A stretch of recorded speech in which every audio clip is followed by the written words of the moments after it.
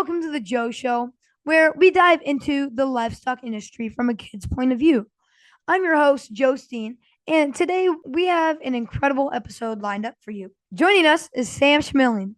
Sam was Reserve Grand Champion Market Lamb at this year's Iowa State Fair 4-H show. However, that was not his first time on the Purple Chips. In today's conversation, we'll talk about the lamb industry, his career thus far, and the stories and lessons that have shaped Sam's journey. So let's settle in and dive into the lamb world with Sam Schmillen. Here we go.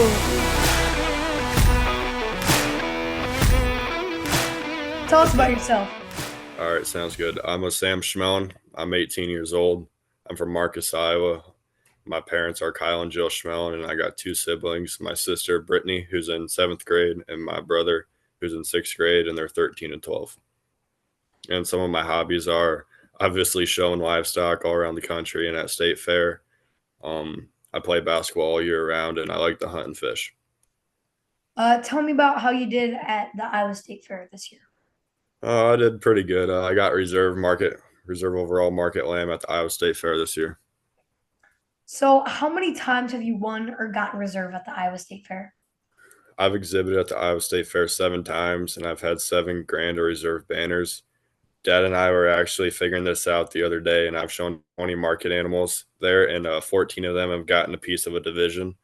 I've also shown breeding ewes twice, and I've also won the breeding ewe show twice, and I've had 2 third overalls and a 5th overall in the market show. Wow. So does winning more than once feel different? Oh yeah, it feels different. I think it varies from year to year. My first time when I won it, I was 11 years old, around your age. And I was like, wow, this is really cool. I just won the Iowa State Fair. But I also knew I had 7 more years of showing to keep trying. Now that I'm reaching towards the end of my career, it's a way different feeling just because knowing next year I'm done. When I won in 2020, that was COVID year. So, there was no crowds. It was just a big livestock show. And from a standpoint of there not being a whole lot of stress, it was the most laid back state fair ever. It was so nice. And when 2021 came around, I had some injuries in basketball. My mom had some major health problems. And because of that, we only bought 4 head of sheep, but we all thought they were thoroughbreds. I remember going into the All Iowa Showdown, and I had a wether and a ewe that were high caliber. And most people were like, why are you bringing them here? And we were like, we got 2 more at home that are way better. And I ended up winning both the market and the breeding ewe deal at the All Iowa. And then a week later, I 2-holed the Iowa State Fair. So that was kind of a big mix of emotions just because, getting the grand and reserve at the state fair, nobody's leading up to that point. Nobody's ever done that in any species. So for me being the first, that meant a lot to me. And it was just full of emotion and just. Yeah, that's incredible. So can you describe your emotions when you got reserve at the State Fair 4-H show this year? Yeah, I'd say this was one of the deepest and toughest state fairs in a long time. There are so many good families and so many high quality animals and exhibitors, and this one really hit hard. At the end of the day, as I close out my show career, we are extremely blessed to have worked with so many good people and awesome breeders from across the country, and we are a super competitive family. But with each win, we are humbled because of how tough this game has gotten. So how did you celebrate your wins? We usually have a couple hours after every show where we kind of soak it in and kind of just take in what we just did. But, that next day after the market show, my brother and sister both had ewe lambs they were showing. So once we kind of soaked in and had celebrated our win, we got to work and we were getting our ewe lambs ready for the next day. But my sister was actually showing a market goat later that week. So me and Hayden Schroeder jumped in the truck and we drove home and clipped the goat off. And then we went and played around 27 holes of golf that night. Depends on the perspective of who you ask, but I might have won that day. So what was the most memorable part of your Iowa State Fair experience beyond just winning? Just being around my family, my grandma, all my aunts and all my uncles and just all my cousins, like my family's, they're big supporters and they support me in everything in the sheep industry. So they do a great job. They bring grandma down who lives right down the road on the farm by the sheep. So she watches us out there every day working our animals and watch how competitive and how hard we work every day for that goal. So she's like into it just as much as we are. So just having our whole family being there with us and just having them celebrate and giving us hugs and stuff after, and just seeing how emotional they are and how emotional we are, just they know what it feels like to win. And all my dad's siblings, they showed sheep too, so they know what it's like. And grandma was a part of getting this whole sheep showing started.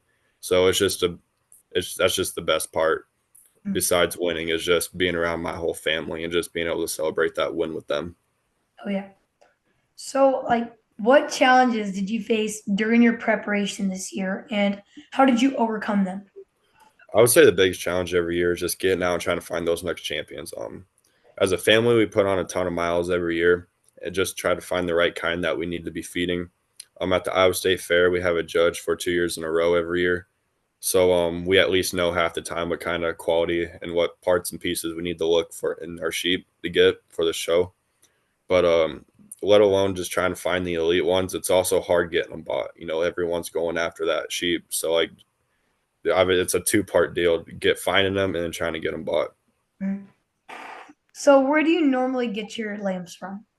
We get our sheep all over the country. Like I said earlier, we travel around the whole country just trying to find the good ones. We try to hit up as many breeders as possible and just trying to find the right sheep. I mean, if you met me, I'm 6'7", so finding sheep for Wow. me and finding sheep that fit me in the way I show is hard. So we got to go to just that many more breeders places just to try to find that type of sheep that is going to hit that judge, but also fit me in a way that I can present him.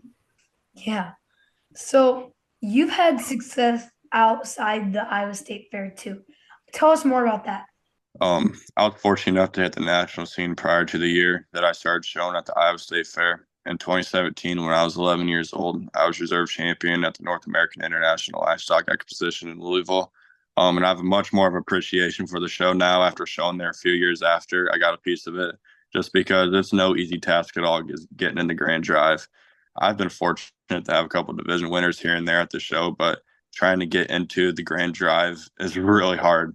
So just getting it right away off my first year and then like showing it years after and not having as much success as like made me appreciate what I was able to do.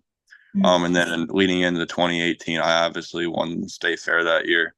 Then I had a couple of sheep out in the Grand Drive at Exarban, and then at Kansas City, I had a couple of division winners as well. Then over my Christmas break, we went to Phoenix, Arizona for the Arizona National, and I was fortunate enough to win that one too when I was 11. And that's my favorite show. That show's awesome. It's nice weather. We're here in Iowa, and it's -5 degrees outside, and we go there, and it's 75 and sunny, and you can walk around in shorts and a tank top, and it's like a little getaway vacation. So it was very nice. And then we went into Louisville, and I had a couple class winners there, and just a class winner at Louisville is tough. So I was fortunate to get those as well. And then we went into Denver, and I had champion lightweight cross at Denver too, so I got to be out in the Grand Drive for that.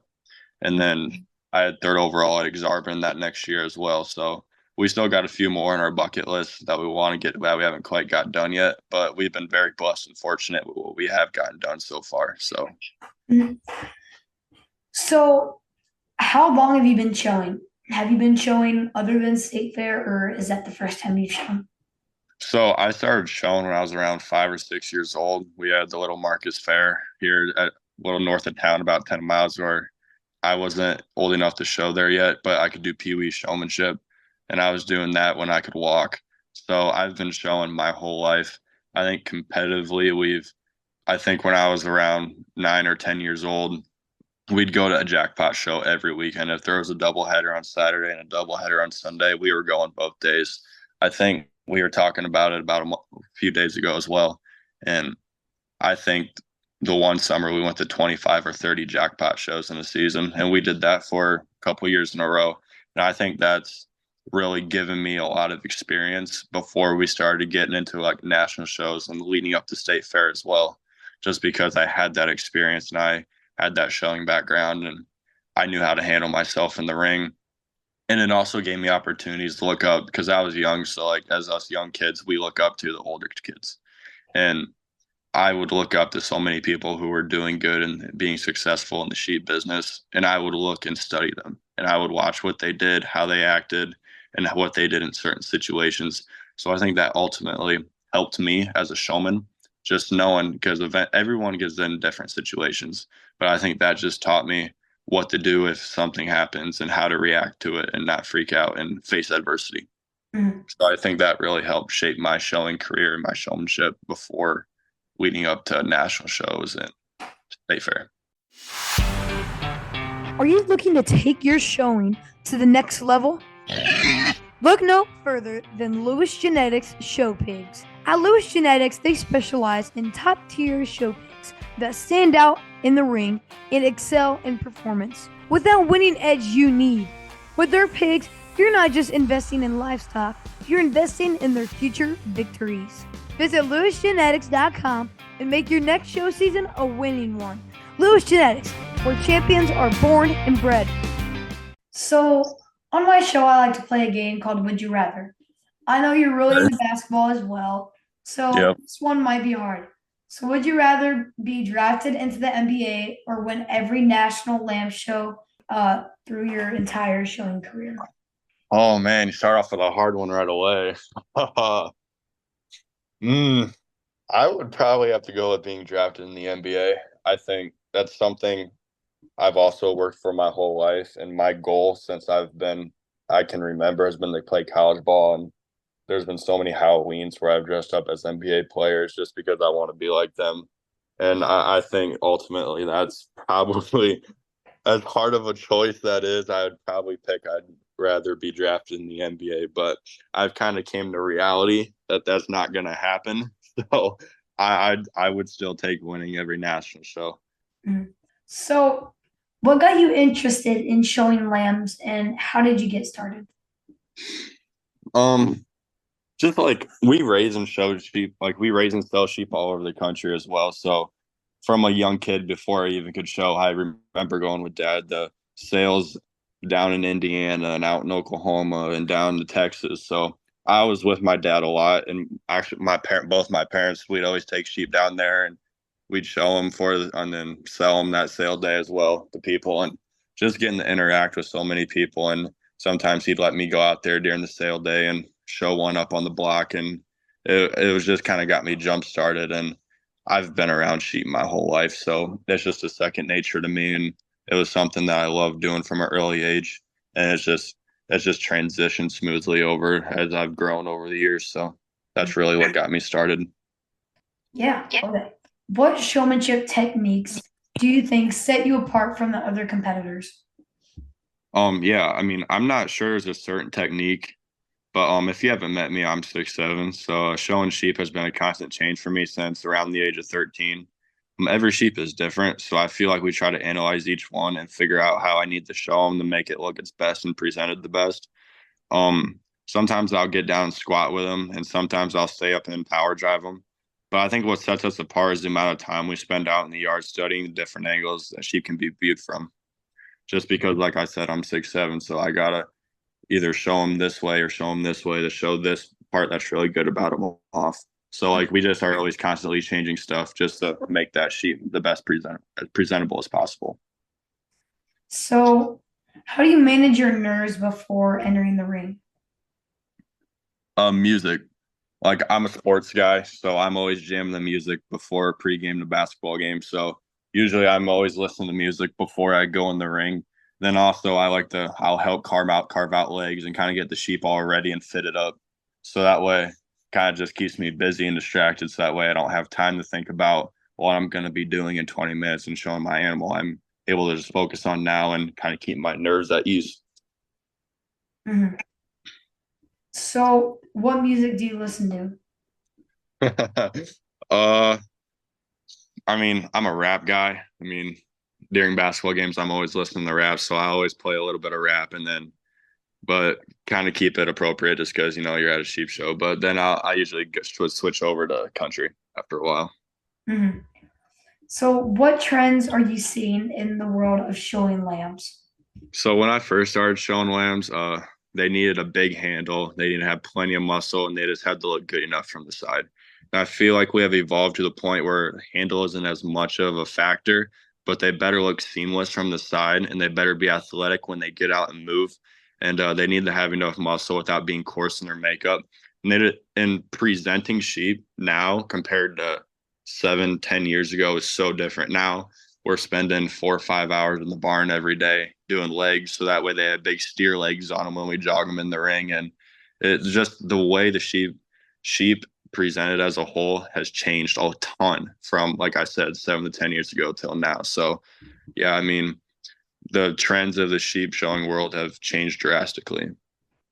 Yeah, like the same thing with showing pigs. It's way different from like 10 years ago. Yeah. So I show pigs and Yep. the amount of time in the barn you have to spend, brushing on, getting their skin and hair white and all that. Yep. It's way different from what you had to do when my dad showed it. But yeah, what's next for Sam? Um, when they say life goes fast and it's like in the blink of an eye, my parents told me that when I was younger, and I kind of just laughed at them. I said it. I don't start that over, please. Yeah. My parents always told me when I was younger, time flies, so don't take anything for granted. And I kind of just laughed at them just because I was young and I didn't really understood what it meant. But now that I'm 18 and I'm coming to the end of my showing career, they I don't want to admit it, but they were right. It goes by fast. So like I just try to take in everything that I can. But I have one more year of 4-H in the at the showing at the state fair. Then I'll head off to college. Right now I've been talking to quite a few colleges about playing basketball for them and a handful of livestock judging colleges as well. Um, it's a tough decision, and like my parents have been supportive through me, but someone told me in the sale of champions, they said I have my whole life to judge, but I only have 4 more years to play basketball. And that made a lot of sense in my head. And I could see myself taking advantage of that opportunity and probably playing basketball at the next level. It's something like I've worked hard for my whole life. And the last thing I want to do is when I'm older, look back on it and regret it and be like, man, I wish I did that. So that's one thing I'll probably consider going and doing. But once college is done, I plan on coming back to my family farm with an ag degree and get involved with my family show operation. Um, I want to be the next generation that kind of keeps this Schmillen show lambs thing going, and I want to be able to have my kids show sheep and show livestock, and have their kids and be able to watch my grandchildren show livestock. So I want to keep that kind of tradition going. My two younger siblings will be done showing by the time I graduate. So it might be that'll be a really good opportunity for me to kind of get our raising show lamb business going and right in the right direction and kind of getting that jump started. Oh yeah.